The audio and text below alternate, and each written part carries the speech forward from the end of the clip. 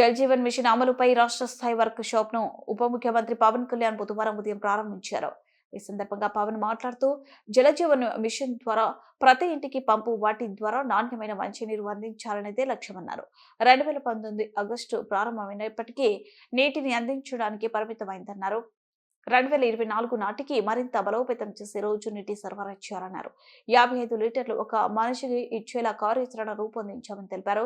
కూటమి ప్రభుత్వం వచ్చిన తర్వాత మోదీ కలను మరింత సాకారం చేసేలా అడుగులు వేస్తున్నామన్నారు. నీటి సరఫరాలో వచ్చే ఇబ్బందులు గుర్తించి పరిష్కారం చేస్తున్నామని, అమృతధార ద్వారా పలు ఇబ్బందులు సరిచేసి మంచినీటిని అందిస్తామన్నారు. నేడు నీరు ఎంత ఎక్కువ తాగితే అంత మంచిది అంటున్నారని, నీరు దొరకని సమయంలో మనకు ఆ విలువ ఏమిటో తెలుస్తుందన్నారు. పొలిటికల్ గా అవకాశం అంత పందిరి వేస్తాం అన్నట్టుగా హామీలు ఇస్తామని, కానీ ఆచరణలో ఎన్నో సవాళ్లు ఎదుర్కోవాల్సి వస్తుంది.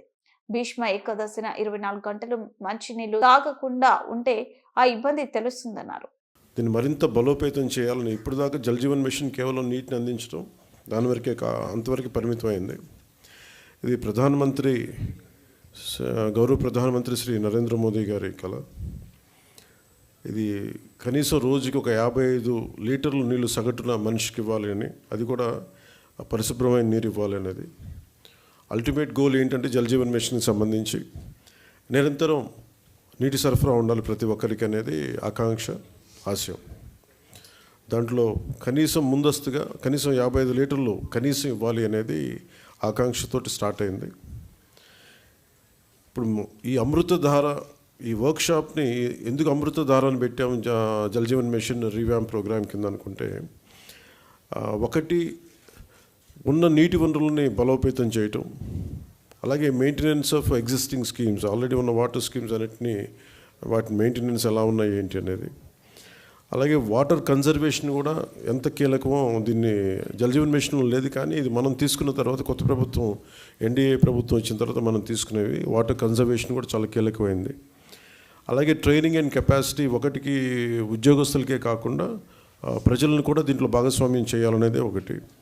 అలాగే దీంట్లో ఈ ఐటీ సిస్టమ్స్ ద్వారా దీన్ని మనం స్ట్రీమ్లైన్ ఆపరేట్ చేసే విధానం, అలాగే గ్రీవెన్స్ రిడ్రెసల్, ఏమైతే నీటి సరఫరాలు ఇబ్బందులు ఏమున్నాయో రిపీటెడ్గా వచ్చే అవుట్ ఆఫ్ మెయింటెనెన్స్, వాటికి కూడా ఒక విధి విధానాలని రూపొందించడం, అది దీనికి సంబంధించి ఈ అమృతధార సంబంధించింది.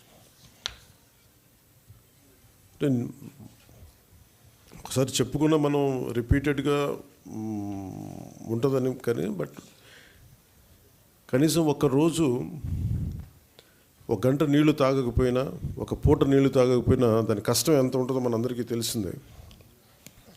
ఏకాదశి వ్రతాలు కానీ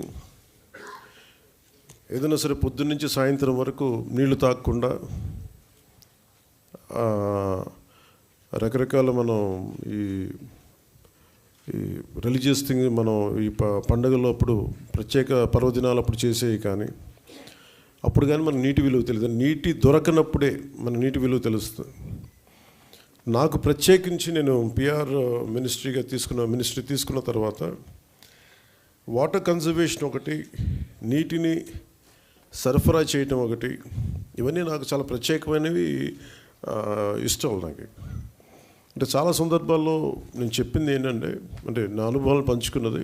ఒకసారి యూఎస్లో కూడా హార్వర్డ్ యూనివర్సిటీకి వెళ్ళినప్పుడు కూడా అక్కడ స్పీచ్ ఇస్తూ ఉంటే ఒక కీనోట్ అడ్రస్లో అక్కడ నేను చెప్పింది, ఒక ఆదిలాబాద్లో ఒక తాండాలో జరిగిన సంఘటన ఒకటి చెప్పాను.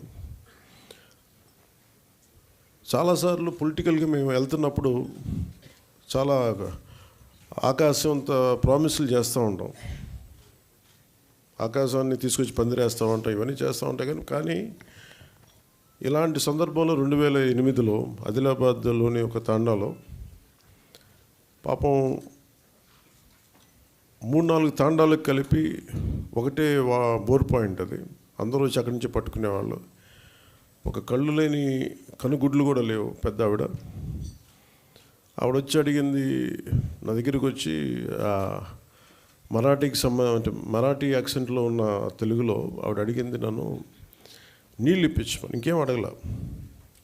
అంటే నీరు ఎంత కీలకమైందంటే, మనం ఒక భీష్మేకాదశి రోజున 24 గంటలు నీళ్లు తాగకపోతే ఎంత దారుణంగా ఉంటుందో, నిజంగా కష్టం పాటించే వాళ్ళకి తెలుసు, వ్రతాలు పాటించే వాళ్ళకి, కానీ దొరకని వాళ్ళకి. సో ఇది అనేక మంది, చాలామంది నలిగి బాధలను అర్థం చేసుకుని దానికి ఒక పరిష్కార మార్గం, చాలామంది శ్రమ ఎప్పటికప్పుడు చేసుకుంటూ వచ్చారు. నేను రివ్యూ చేసిన తర్వాత పంచాయతీరాజ్ శాఖ రివ్యూస్లో జేజేఎంది చాలా కీలకంగా అనిపించింది.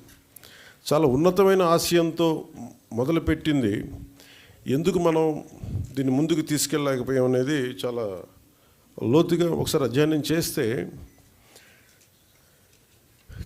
అసలు 2019లో కేరళ మన కేంద్ర ప్రభుత్వం దీనిని ప్రతి రాష్ట్రాలకి మీకు ఎంతెంత అవసరాలు ఉన్నాయని, మీ నీటి అవసరాలకి ఈ సగటు పర్ క్యాపిటల్ కన్సంప్షన్ ఎంత ఉంటుంది, దానికి ఎంత కావాలి మీకు డబ్బులను అడిగితే, ఉత్తరప్రదేశ్ 1.5 లక్షన్నర కోట్లు అడిగింది, మధ్యప్రదేశ్ 83,000 కోట్లు అడిగింది, గుజరాత్ 32,000 కోట్లు అడిగింది, కేరళ 45,000 కోట్లు అడిగింది.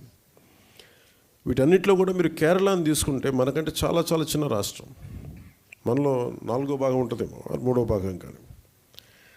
అలాంటి కేరళ 45,000 కోట్లు అడిగితే, గత ప్రభుత్వం జల్ జీవన్ మిషన్కి వాళ్ళు అడిగింది 26,000 కోట్లు మాత్రం అడిగారు. 26,000 కోట్ల, ఇంకా ప్రిసైజ్గా చెప్పాలంటే 26,000 కోట్ల 823 26.8.23 crores 0.94 ఎగ్జాక్ట్గా అడిగింది. కానీ వాళ్ళు మంజూరు చేసింది 4,787.10 కోట్లు. ఇది కూడా దేనికి అని అంటే, వీళ్ళు పూర్తిగా డబ్బులు ఇవ్వలేకపోయారు, స్టేట్ షేర్ ఇవ్వలేదు వీళ్ళు. దానివల్ల మనం పూర్తిగా అవైల్ చేసుకోలేకపోయాం, సద్వినియోగం చేసుకోలేకపోయాం. దాంట్లో కూడా మీరు వెళ్ళి చూస్తే బేసిక్గా జల్ జీవన్ మిషన్ మన కేంద్ర ప్రభుత్వం, మనం సిఆర్ పాటిల్ గారి దగ్గరికి వెళ్ళి నేను మాట్లాడితే వాళ్ళందరూ అడిగిందంటే, మీ గత ప్రభుత్వం మీరు చేసినవి అన్నీ చాలా అబ్సర్డ్గా ఉన్నాయి, మేము అడిగింది ఏంటంటే పర్మనెంట్, అంటే ఒక సస్టైనబుల్ వాటర్ సోర్స్ నుంచి రావాలి. అంటే బేసిక్గా వాళ్ళు అడుగుతుంది ఏంటంటే, మీకు రిజర్వాయర్ నుంచి నీళ్లు తీసుకుంటేనే ఇది ఇస్తుంది, మీరు పైప్ లైన్కి మేము ఇవ్వం, మీరు రిజర్వాయర్ నుంచి తీసుకొని మీరు అది ప్రజలకు ఇవ్వాలి, అంతేగాని గ్రౌండ్ వాటర్ నుంచి కాదు ఇదని చెప్తే. కానీ గత ప్రభుత్వం చేసిందంతా ఏంటంటే, మన అడిగిన పర్పస్ ఏంటంటే, కేంద్ర ప్రభుత్వం ప్రాజెక్ట్ ఇది రిజర్వాయర్ నుంచే తీసుకోమని చెప్పింది.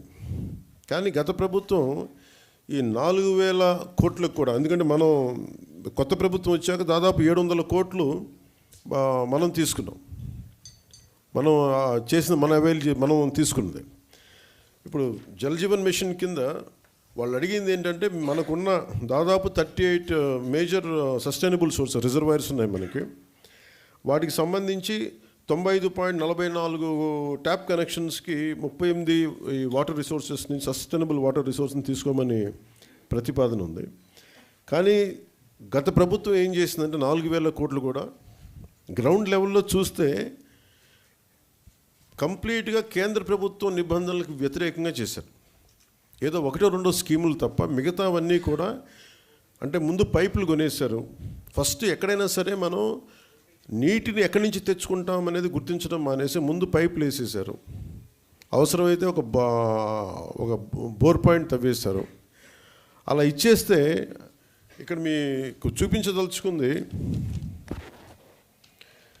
ఈ ఈ 2 మ్యాప్స్ ఉన్నాయి ఇక్కడ. యాక్చువల్ జల్ జీవన్ మిషన్ తాలూకు ముఖ్య ఉద్దేశం ఇది.